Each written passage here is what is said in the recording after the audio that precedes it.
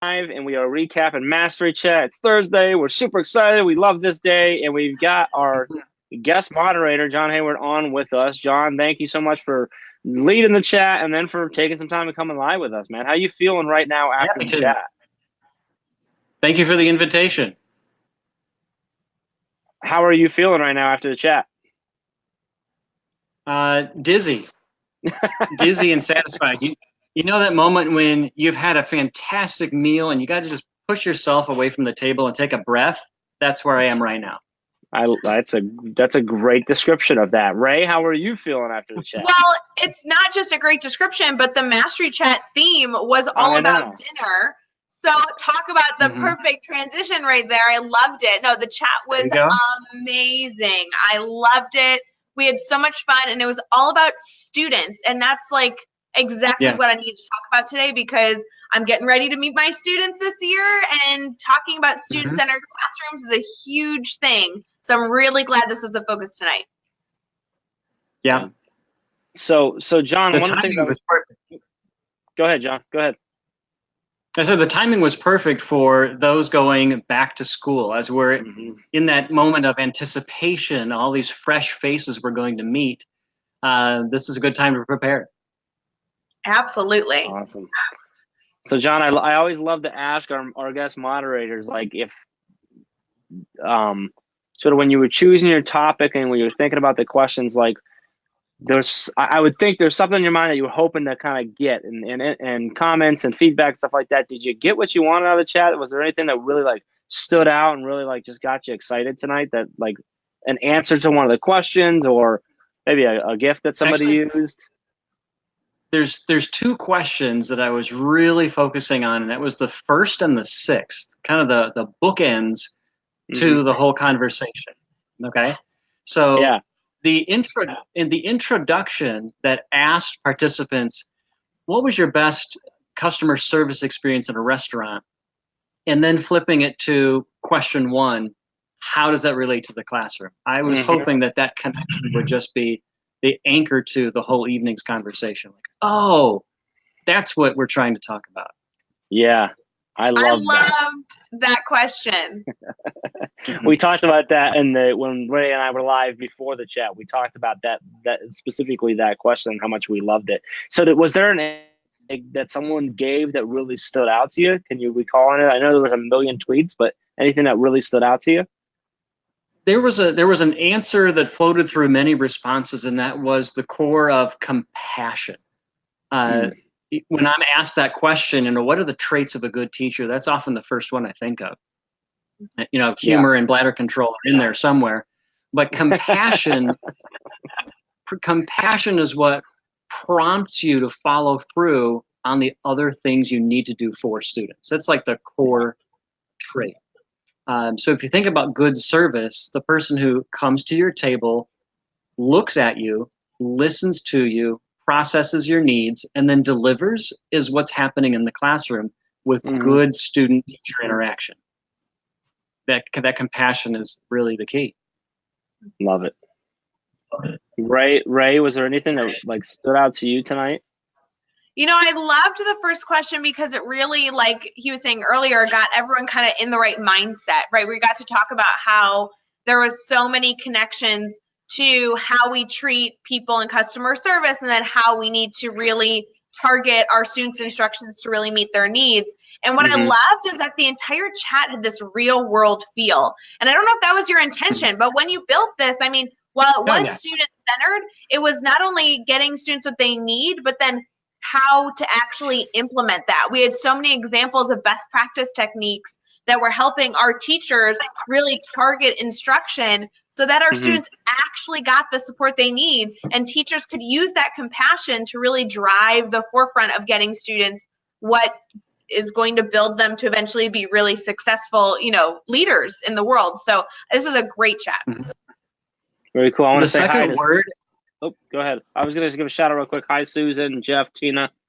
All right, go ahead, John. The second word after compassion, relating, Ray, to knowing what your students' needs, is attentiveness.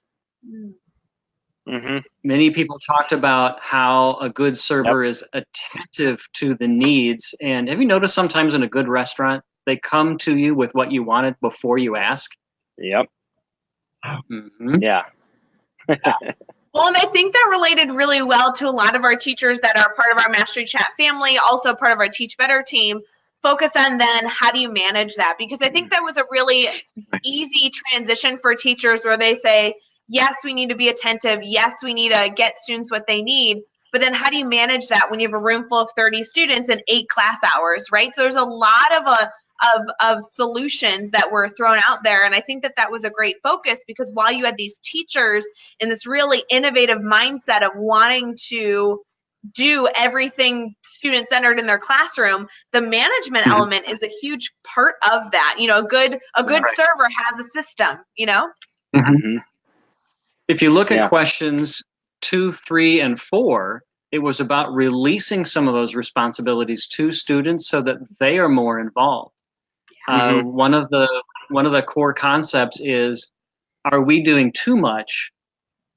If we're working harder than students, for example, what are they really learning? So releasing more of that responsibility, it doesn't sound student-centered, but it is student-involved. And when they're involved, they're engaged, and it's more about them. Love it. No, I think that hit on a really interesting point, because when you talk about teachers having a system to manage a student-centered classroom, a lot of that system is putting it back on the students for them to start taking ownership in that. So was there any responses that you saw that you were like, oh my gosh, this was a great strategy? There were some responses that came in towards the end when teachers said, answering question 6, what does a student-centered classroom look like? And several respondents said, when you can't find the teacher. When you have to scan the room and it's active and it's organized chaos. If you said it looks like organized chaos, there's a lot going on. And that kind of classroom is student involved, they're engaged. Not being able to find the teacher means that has been delegated and shared. Yeah. And I think it's interesting because when you talk about not finding the teacher, a lot of that comes back to when somebody enters a classroom and is looking for their teacher, they're looking at the front of the room looking for someone lecturing. Right. And so when you talk about not being able to find the teacher, there could be some misconceptions there, but really the teacher's in the back corner meeting with a small group of students or reflecting on a formative assessment, but you see the other 25 students getting, the enrichment that they need, or working in a collaborative setting, or doing an individual project. And that really, that does create almost a controlled chaos feel in the room until you start really focusing in on what a student's doing, and every student is engaged in something that they needed to be engaged in. And that's really where the magic happens. I love witnessing that. Control, by that definition, is structure and not the pose and posture of, like you said, someone in front of the room. Yeah, I love that. So, John, I want to flip, and can you tell us, when we have moderators on, we have a chance to kind of get to know you as well. So for anybody who's watching or maybe was in a chat and following along, loving the question and everything like that, can you tell us just a little bit about yourself, maybe your background and where you've taught and everything? And then I'd love to have you kind of like take it to then how the book came about and stuff too. Okay. I taught high school English for 20 years, and I've been both in the private school and the public school. So I've seen a variety of settings, and it's that experience mostly with high school freshmen. I was a co-taught teacher for many, many years, and then upperclassmen. So I got to see a little bit of both ends of what the high school building was like. Nice. And then for the last 8 years on the side, for a second job, I've been teaching college classes. So now I get to see a little bit wider spectrum of bringing ideas back from what I see at the college level to how to prepare the high school students I see every day for that wider world. Very cool. I love it. So then how did the book come about? What brought you to write in the book? A couple things came together at just the right time. And it started with an article that I wrote for Educational Leadership, the ASCD publication. And it was about relationships first, putting students first. And I must have been hungry when I wrote it, because I did have some references to, just this food theme came about. Yep. And that was published in September 2016. And a few weeks later, I received an email from the editor, Tom Kerner, at Rowman and Littlefield. And he said, hey, I read your article. Would you be interested in completing a fuller text, putting this into a full book? And I'm like, yes. Just kind of awesome. taking that as an opportunity to extend the idea. So once I started writing, another event that happened at the exact same time was a new restaurant opened in the town where I teach. And I was reading that newspaper article, and the owners were talking about the steps they went through to open and prepare the restaurant, and the connection to preparing your classroom for the opening day fell completely in line. So I contacted the restaurant owners for an interview, and almost every question that I asked had a parallel to preparing a restaurant to preparing a classroom. And the book almost wrote itself from those answers. That's I love that. That's really cool how that all came together. I would hold up the book, but Tiffany has the copy, so, so she's reading it right now. Here. There it is. There you go. I thought you might have one laying around. So that's an awesome one. I'm gonna make sure either Amber, if you're watching, maybe like grab an Amazon link. Let's post that in the comments. Otherwise, I will as soon as we get off here as well. But we are passing around. He's pointing to it. He's got it. We appreciate you sent us a copy with a lovely note in there, so we appreciate that and appreciate you coming on and jumping in here. Ray, I want to flip to you because we talked about a couple questions beforehand. You've already talked here, but like, did any of the questions become sort of your favorite question throughout the chat tonight? You know, Jeff, I feel badly because usually I can pinpoint a question that we haven't already talked about and I can pull it out and start talking about my answers.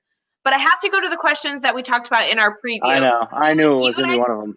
I know. You and I talked about question 1, which we kind of already discussed here. We also talked about question 5. And the reason, I know that you said one of your favorites was question 6. But the reason I loved 5 was because that's where we start blending together the things that I'm so passionate about. I love talking about how teachers can more authentically bring in students, parents, administration, and community with purpose. And I kind of highlighted this before, but trying to find a way to not teach those in isolation or engage with those people in isolation, really blend them into this culture of learning that we can build in the classroom. So any way that we can, not just bring parents in on open house or not just bring the community in for a career fair in January, but how can we blend these into our daily learning experiences, not only to benefit our students' learning opportunities, but also to create more stakeholders in our students' success. I just ate that question up because you know that that's so much I'm passionate about. So I loved seeing the answers because it seems like teachers are eager to find solutions for this dilemma, but a lot of teachers in our chat were still kind of feeling out how to do that consistently. And I found that really interesting. Very cool. Very cool. I'm going to post the link that John gave us too, and Amber put up the Amazon link as well. So that, guys, that's in there. Look for both of those links and support it. I see Jeff. I knew Jeff Kaplan was going to say he needed that book because he's similar to me. Jeff comes from the restaurant industry. Jeff's down in Atlanta. He says, I need this book.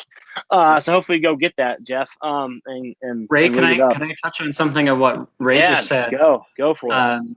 About releasing more of the control to students. That's an uncomfortable part, and maybe even for newer teachers, because they want to establish that authority and that feeling. But if we can keep the focus on what's best for students, what's best for the customer, it will come over time. But it is uncomfortable at first. Sure. Yeah, it's not an easy thing to do for sure. So, so I want to touch real quick on next week's chat, which I did not look at my information before I started, so that's my fault. So let me look. Ray, who's doing? I'm looking right now. You don't know off the top of your head who's doing next week's chat? I don't. I am so going close. to be in Canada, so I won't be here next week. Ooh, I'm going to be John off Hayward. the grid. No. What? John Hayward's right now. Michelle Hill. He said John. Sorry, I read it and I was like, wait, that sounds great. We've had Michelle a while back. She did, and so her chat focus and topic is knock it out of the park opening week of the school year. I love it. a good one in there. Timing. So yeah, great timing for that. Michelle's awesome. She's really she's great. We had her on before. Hopefully she'll come live and stuff too next week. And she popped into our chat tonight too. She answered a bunch of the questions. So she's in chats a lot. She's been jumping in Master Chat and in the PLN for quite a while. So that's exciting. That's really cool. So before we go, any last words of wisdom, John, to all the teachers that are about to start a new school year? Maybe they're already started, or maybe it's their first year, fifth year, whatever it is. Any thoughts from your head and your experience about just sort of where they should be at or what they should be thinking about right now? Right now is just relax. You really can't screw this up. And sometimes the best help you need is sitting right in front of you. We can't be afraid to ask students to be transparent, to be human, because when we are, students are going to respond in kind. I like that. I love it. That's perfect. I think that's a good way to wrap it up. What do you think, Ray? Okay. That was pretty I think stellar. it's great. I'm so excited. All of our incredible Teach Better teachers out there, just enjoy. The beginning of the year is so stressful, but don't forget to just take it all in. Those students are so excited to meet you. So when you walk in on your first day, all your nerves, all those jitters, just turn them into excitement and get to know your kids. Really look into their eyes, get to know them, and build those relationships right off the bat, because this is a magical time of year. So enjoy it. And remember, there's a day 2, there's a day 170. You got time. Yes, and like John said, relax. And I think we've said it throughout this whole thing. You just focus on what's right for your students, and you'll be just fine. Right. So that's great. So make sure you get into Master Chat next week with Michelle Hill talking about knocking it out of the park for that first week, and joining our Teach Better team live before and after. I won't be there because I will be in Canada, but I will be thinking about all of you and missing all of you while I'm there, and be back the week after. So you guys are amazing. Thank you so much for joining us in Master Chat every week and watching us on live and all the other amazing things that you do every day. Until next week, we'll see you guys.